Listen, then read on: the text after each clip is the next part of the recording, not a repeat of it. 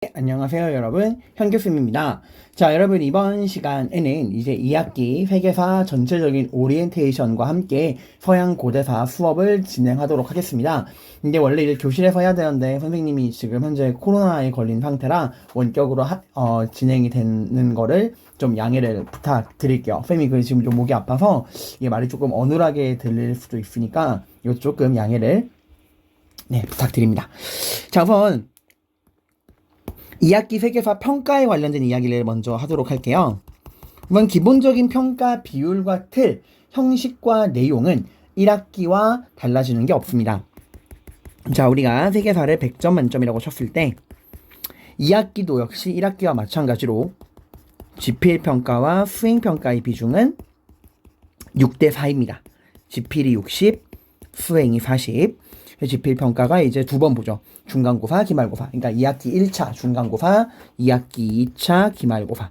각각 비율은 30, 30.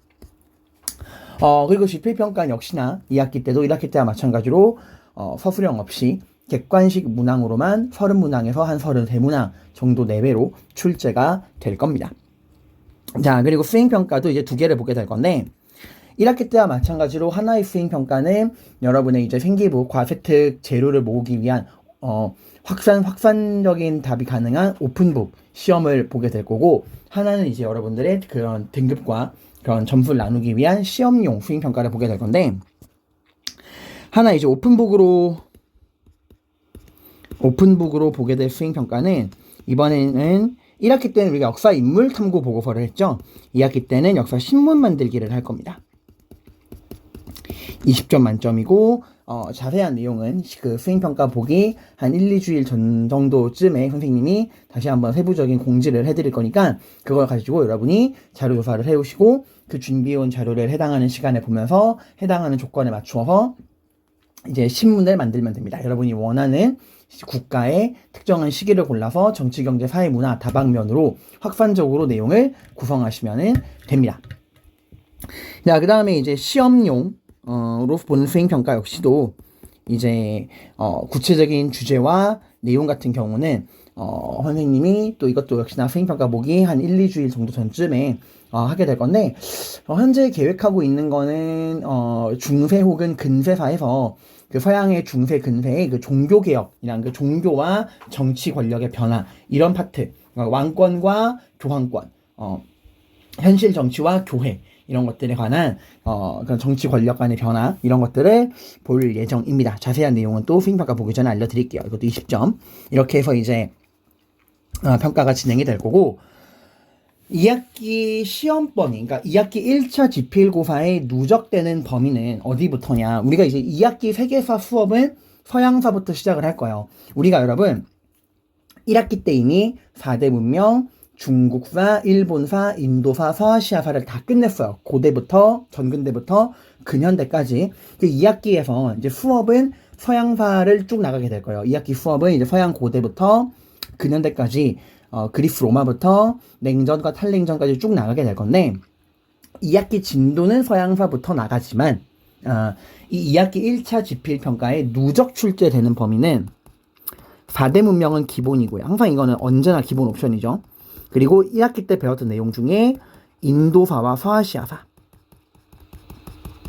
얘네는 2학기 1차 지필평가에 누적 출제가 됩니다. 그러니까 일본과 중국사는 생략인데 인도와 서아시아사는 2학기 1차 지필평가에도 누적 출제가 될 거예요.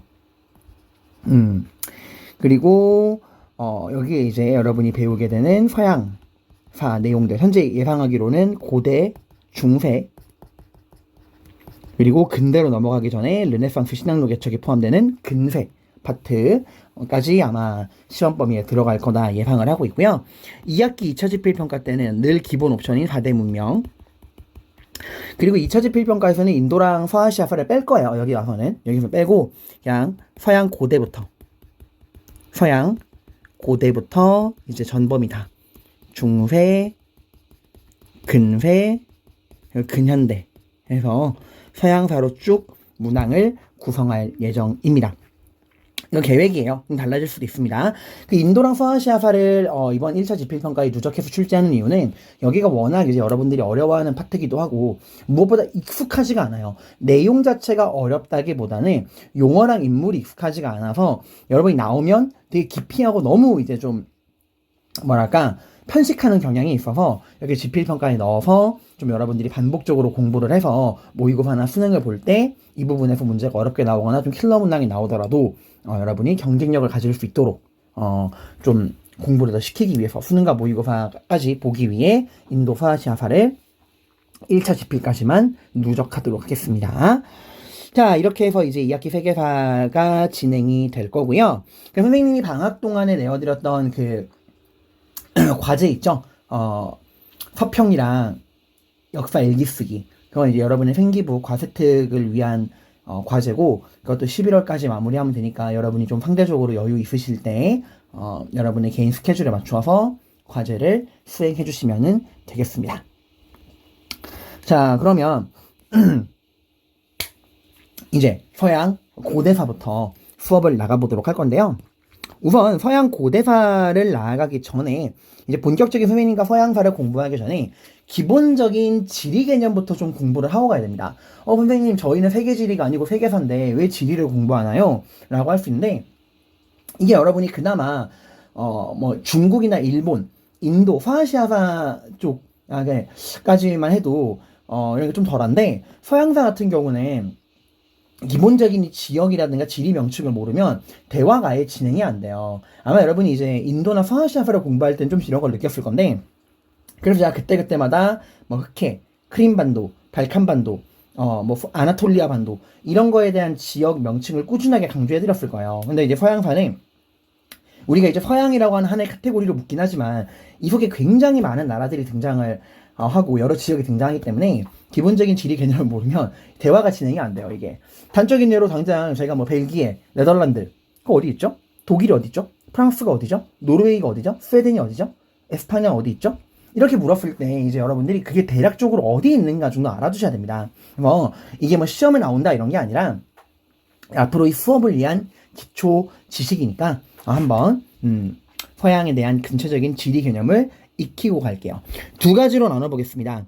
국가 그리고 지역. 뭐랑 뭐요? 국가와 지역 해서 한번 체크해드리고 넘어가도록 하겠습니다. 너무 부담 가지지 말고 잘 따라오세요.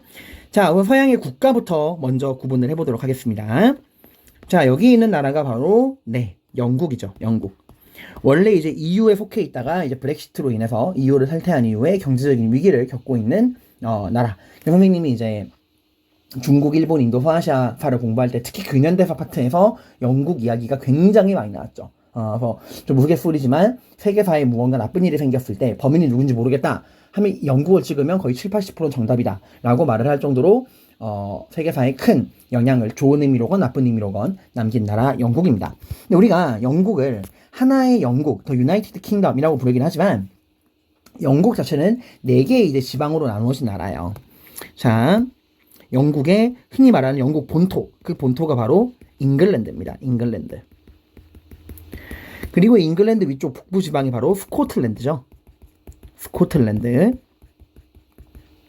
그리고 잉글랜드에서 6시 방향 이쪽이 바로 웨일즈 지방입니다. 웨일즈. 그리고 영국 옆에 있는 섬이 바로 아일랜드. 아일랜드. 그리고 아일랜드 여기 위에는 또 북아일랜드로 따로 분류가 되어 있는데 얘네들이 어떻게 해서 쪼개졌고 이게 어떻게 합쳐지는 간에 나중에 영국사를 배우면서 선생님이 알려드릴 거고 지금은 그냥 이렇게만 영국이 이렇게 4개의 지방으로 나누어져 있다. 스코틀랜드, 잉글랜드, 웨일즈, 아일랜드로 나누어져 있다 정도면 여러분이 그냥 그런가 보다 하시면 됩니다. 자, 그리고요 영국에서 이제 좀 내려오면은 영국의 영원한 앙숙이자 라이벌 100년 전쟁 때 이제 영국과 붙었던 잔다르크의 나라 프랑스가 있습니다. 프랑스. 자, 그리고 프랑스에서 한시 방향으로 올라가면 벨기에가 있죠. 벨기에. 그 벨기에에서 위로 올라가면 있는 나라가 바로 네덜란드입니다. 풍차와 튤립의 나라 네덜란드.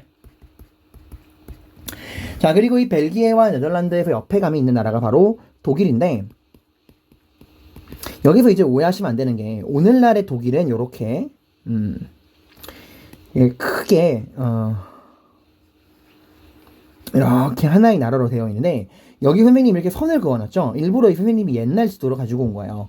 독일은 원래 여러분 아시겠지만 2차 세계대전 이후에 미국과 소련에 의해 분단되었다가 이제 베를린 장벽이 무너지면서 냉전이 무너지면서 통일을 하게 됩니다. 그래서 선생님은 그 분단 당시의 독일 지도를 가지고 온 거예요. 그렇다는데 독일은 서독일과 동독일로 분단되었다가 통일이 되었죠. 자, 그리고 이제 좀 내려와서 여기 장화 모양의 나라가 바로 서양 고대사의 핵심적인 나라 중에 하나인 로마 제국의 발원지 이탈리아입니다. 자, 그리고 이탈리아에서 한시 방향으로 위로 올라오고 있는 나라가 모차르트의 고향 오스트리아. 그리고 오스트리아에서 위로 올라가면 체코가 있고요. 그리고 더 위로 올라가면 폴란드가 있죠. 폴란드. 자, 그리고 이탈리아, 프랑스, 독일, 오스트리아 이 4개의 거대한 나라 사이에 뚝 들어가 있는 나라가 바로 영세 중립국 알프스 하이디의 나라 스위스입니다. 자, 그리고 이제 지도를 위로 올려서요. 독일, 네덜란드 위쪽에 있는, 특히 독일 위에 있는 이 나라가 바로 덴마크입니다. 덴마크. 그리고 덴마크 위에 있는 세 나라, 흔히 노스핀이라 그러죠. 노르웨이. 그리고 스웨덴. 그리고 핀란드. 노스핀이라고 이야기를 합니다. 그 옆에 있는 이 거대한 나라는 러시아죠. 러시아. 그리고 러시아에서 러시 방향 내려오면은 현재 러시아와 전쟁 중인 우크라이나가 이렇게 있죠. 자, 그리고 남쪽으로 내려와서요. 또 다른 서양 고대사의 축 그리스가 여기 이렇게 있습니다. 그리고 그리스 맞은편에는 이제는 튀르키예로 이름을 바꾸었죠. 튀르키예. 아나톨리아 반도에 있는 터키형 튀르크의 후손 오늘날의 튀르키예, 역사에서는 터키라고도 하죠. 터키, 튀르키예. 자, 그리고 이쪽으로 와서요. 프랑스에서 6시 방향으로 내려오면 있는 나라가 바로 에스파니아입니다. 에스파니아. 스페인으로 기억하는 분들도 있을 거예요. 그리고 전 세계 최고의 축구 리그 중에 하나인 프리메라 리그가 있는 곳이기도 합니다. 그리고 이제 고기를 좋아하는 친구들에게는 이베리코라고 하는 그 돼지고기로 유명한 곳이기도 하죠. 그리고 에스파니아에서 옆에 붙어있는 나라가 바로 포르투갈입니다. 포르투갈. 이 에스파니아랑 포르투갈 얘네들이 이제 15세기 말 16세기 초에 신항로 개척을 통해서 대서양 건너 신대륙을 발견하기도 하죠. 자, 이 정도의 기본적인 나라들의 위치 정도는 여러분들이 알아두셔야 돼요. 여러분들. 자, 그리고 이제 지역을 구분하러 가볼 건데 이 지역에 대한 구분도 굉장히 중요합니다. 이 지역에 대한 구분은 선생님이 다른 색깔로 한번 해드릴게요. 이미 선생님이랑 서아시아사랑 인도사 이런 것들을 배우면서 대략적인 위치를 많이 설명드렸는데 다시 한번 정리한다 생각하고 보도록 하겠습니다. 자, 아까 선생님이 에스파니아랑 포르투갈이 이제 15세기 말 16세기 초에 신항로 개척을 나서면서 어디를 개척한다고 했죠?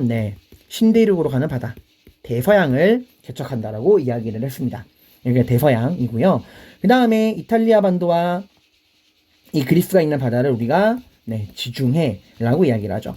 그래서 이제 신항로 개척으로 무역의 중심지가 지중해를 벗어나 대서양으로 이동한다. 그래서 중개무역으로 돈을 벌어들이고 있던 이탈리아의 도시국가들과 오스만 제국이 경제적으로 무너지게 된다라는 이야기를 해드렸어요.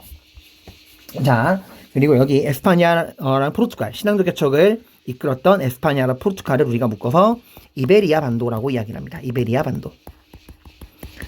이제 여러분이 서아시아사 배울 때 우마이야 왕조가 이 이베리아 반도를 먹고서 어디까지? 프랑크 왕국까지 진출하려고 하다가 프랑크 왕국의 궁제 카롤루스 마르텔에게 패배했던 투르푸아티의 전투를 기억하실 거예요. 그래서 우마이야 왕조가 이베리아 반도 찍고 프랑크 왕국을 먹으려고 했지만 그 프랑크 왕국과의 투르푸아티의 전투에서 패배하고 우마이야 왕조는 이베리아 반도까지만 점령을 합니다. 그 이후에 이제 우마이야 왕조가 아바스 왕조에게 무너진 이후에 그 아바스 왕조에게 멸망당한 우마이야 왕조의 후예들이 이베리아 반도에 와서 다시 나라를 만드니 그게 후 우마이야 왕조였죠. 수도는 코르도바. 그 이후에 이제 이베리아 반도에 있는 유럽인들이 재정복 운동을 벌입니다. 이슬람 애들을 몰아내고 우리 유럽의 나라를 회복하자. 그래서 이 재정복 운동이 결국 마무리되는 과정에서 에스파니아가 건국이 되죠. 카스티아랑 아라곤의 그 결혼 동맹으로 에스파니아 왕국이 건설되고 이슬람 최후의 거점인 그라나다를 점령을 하면서 재정복운동이 마무리된다라는 내용을 공부했을 거예요. 이베리아 반도는 역사적으로 굉장히 중요한 포인트입니다. 자, 그리고 여기 이탈리아 반도, 장화 모양의 이탈리아 반도. 자, 그리고 여기 그리스가 있는 지역, 여기를 우리가 펠로폰네소스 반도라고 이야기를 해요. 펠로폰네소스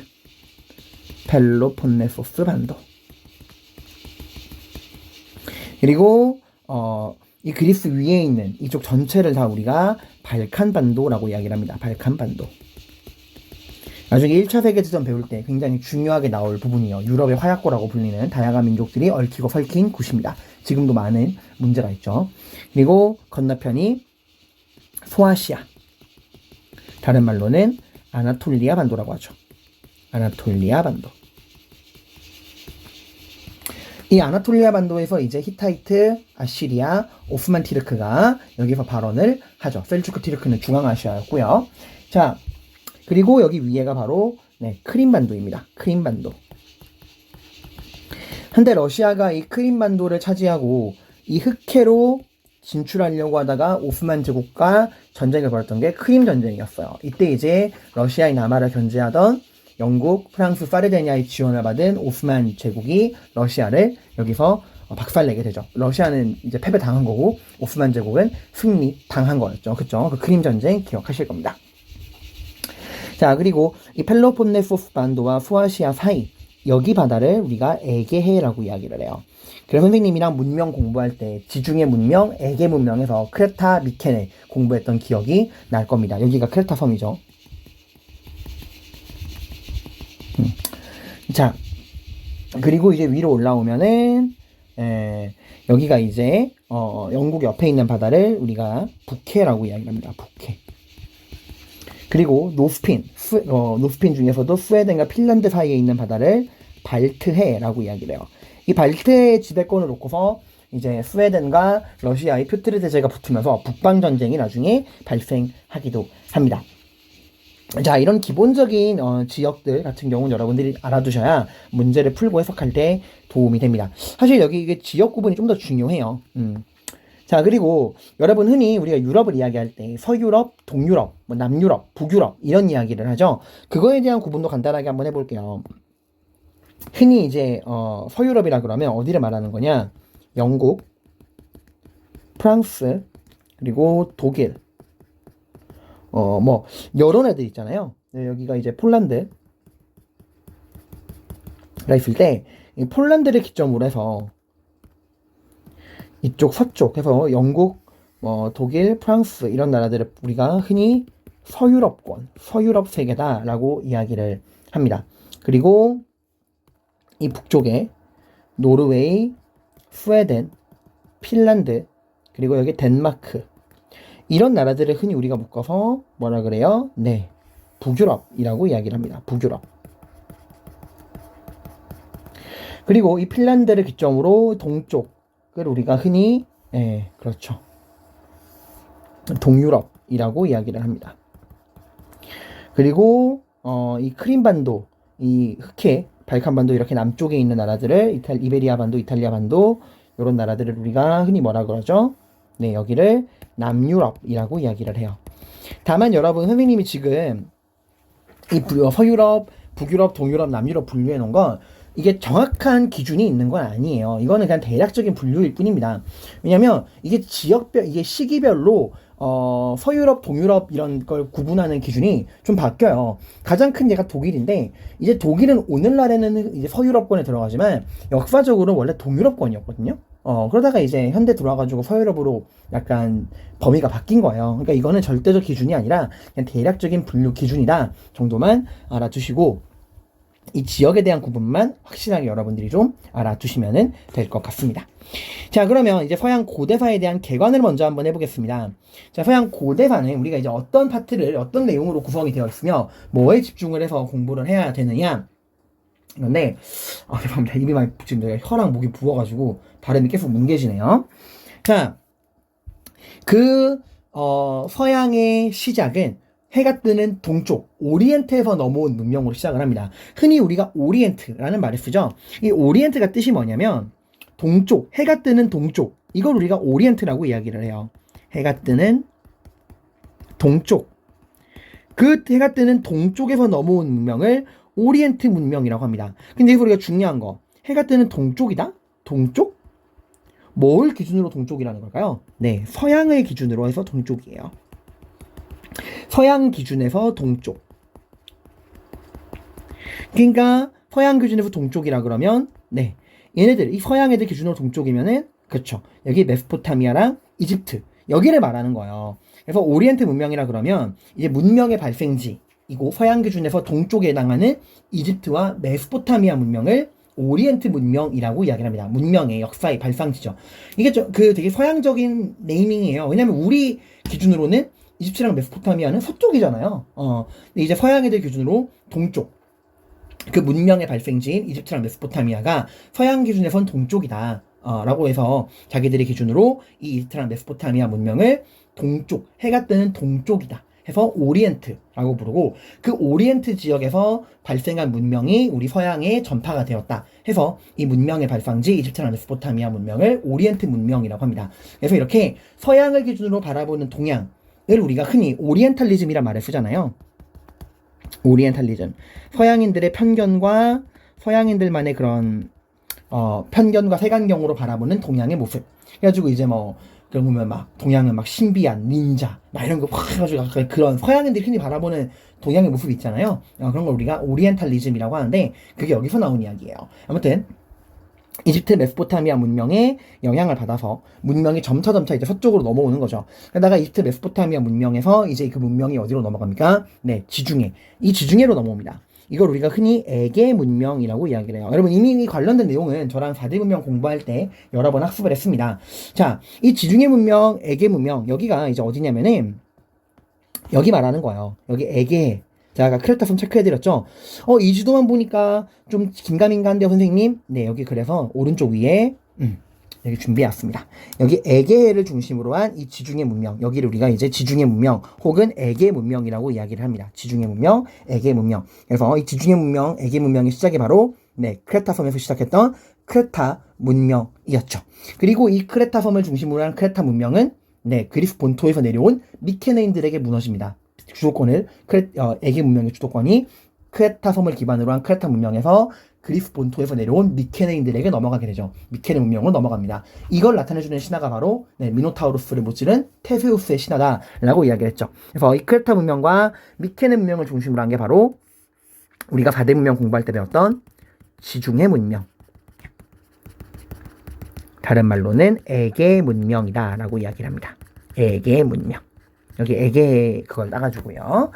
자, 이 지중해 문명, 에게 문명, 청동기를 기반으로 만들어진 이 지중해 에게 문명 한번 정리해 볼까요? 그 시작이 어디라고 했죠? 네, 바로 크레타 문명입니다. 크레타 문명. 그 크레타 섬을 중심으로 만들어진 문명이었죠. 이 크레타 섬을 중심으로 시작된 이 크레타 문명이 초창기 에게 문명의 주도권을 쥐고 있습니다. 이 크레타 문명하면 여러분이 꼭 기억해야 되는 게 바로 네, 미노스 왕이 만든 너무나 복잡해서 미궁이라고도 불리는 크노소스 궁전이에요. 크노소스 궁전. 미궁이라고도 불립니다. 이 크노소스 궁전을 여러분이 절대 뭐랑 헷갈리시면 안 되냐? 오늘 이제 배울 건데 그리스 문명에 나오는 파르테논 신전이랑 헷갈리시면 안 돼요. 파르테논 신전. 이 파르테논 신전은 아테네 문명의 유산이거든요. 자, 근데 크노소스 궁전. 그러다가 이 크레타 섬을 중심으로 발전하던 크레타 문명의 그 주도권이 누구에게 넘어갑니까? 네, 이 주도권이 그리스 본토에서 내려온 미케네인들에게 넘어갑니다. 그래서 이 에게 문명의 주도권이 크레타 섬을 기반으로 한 크레타 문명에서 이 그리스 본토에서 내려온 미케네인들에게 넘어가요. 미케네 문명. 이 미케네 문명 하면 트로이 전쟁에서 이겼다라는 거, 트로이를 박살냈다라는 거고, 이 미케네인들이 누구에게 망했다? 이건 꼭 기억해야 돼요. 도리스인들에게 망했다. 이 도리스인들은 철기를 가지고 갔거든요. 이 도리스인들이 바로 네, 스파르타의 조상입니다. 스파르타. 나중에 이 미케네인들의 후예가 아테네를 만들고 이 도리스인들의 후예가 스파르타를 만들어요. 그래서 아테네랑 스파르타가 계속해서 라이벌 관계가 되는 겁니다. 이 미케네 문명이 철기를 가지고 온 도리스인에게 망했다. 이 포인트는 뭐랑 비슷하냐면 인도에서 이제 인더스 문명을 만들었던 드라비다족이 철기를 가지고 온 아리아인들에게 망하고 이 아리아인들이 드라비다족의 인더스 문명을 파괴한 이후에 겐지스 강으로 가서 겐지스 문명을 만들었다라는 그거랑 비슷한 거예요. 그러니까 그러지 마세요. 아리아인이 아닙니다. 아리아인은 인도의 인더스 문명을 파괴하고 겐지스 문명을 만든 애들이고 지금 미케네 문명을 파괴하는 거는 네, 도리스인들입니다. 도리스인. 아리아인이 아니다라는 거. 아리아인은 인도에서 나온다. 아무튼 이 도리스인의 침략으로 미케네 문명이 파괴되었다. 자, 이렇게 에게 문명에서 크레타, 미케네, 도리스인 했던 이런 것들을 중심으로 해서 이제 그리스, 헬레니즘, 로마로 넘어가게 되는데 큰 꼭지점은 두 개예요. 서양 고대사에서 보통 수능에 한 문제가 나오거든요. 수능 20문제 중에 한 문제가 꼭 고대사에서 나오는데 첫 번째 꼭지점은 그리스 헬레니즘. 그리스 헬레니즘. 여기서 한 문제가 나오거나 아니면 로마에서 한 문제가 나오거나 보통 번갈아 가면서 출제가 되는데요. 헬레니즘은 2011년 이후에는 출제된 적이 없고 그 이후에 이제 최근 출제 경향을 본다면 로마에서 18년 수능이 나왔고 그 이후에 19년도 수능에서 그리스에 나왔고 그리고 20년, 21년 3년 연속 그리스에서 문제가 나오다가 다시 22년 그리고 이번 23년 수능까지 다 로마에서 나오는 모습을 보여주고 있습니다. 그래서 보통 이제 그리스, 로마 이런 걸 중심으로 서양 고대사를 공부하게 된다라는 말씀을 드려요. 이런 식으로 출제가 되고 있다라는 전체적인 아웃라인을 잡아드렸습니다. 자, 이렇게 해서 2학기 세계사 오리엔테이션 그리고 전체적인 좀 지역 지리 명칭, 서양 고대사가 어떻게 구성이 되고 우리는 무엇을 중심으로 공부를 할 건가 이거에 대한 이야기를 해드렸고 다음 시간부터 본격적으로 서양 고대사의 내용, 그리스부터 내용을 공부하도록 할게요. 고생 많으셨습니다.